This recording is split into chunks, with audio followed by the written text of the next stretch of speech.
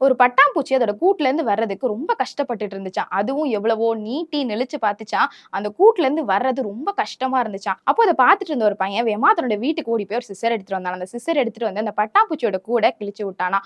உடனே அந்த பட்டாம்பூச்சி ரொம்ப ஈஸியா வெளில வந்துருச்சாம். உடனே அந்த பட்டாம்பூச்சி நினைச்சுச்சு, ச்சே நான் ரொம்ப ஈஸியா வெளில வந்துட்டோம் அப்படின்னு சொல்லி ரொம்ப சந்தோஷப்பட்டுச்சாம். ஆனா அதுக்கப்புறம் தான் தெரிஞ்சுச்சு அந்த பட்டாம்பூச்சியால மித்த பட்டர்ஃப்ளை போல பறக்க முடியலன்னு சொல்லி. ஏன்னா அதோட விங்ஸ் எல்லாம் ரொம்ப சின்னதா, ரொம்ப வீக்கானதா இருந்துச்சாம்.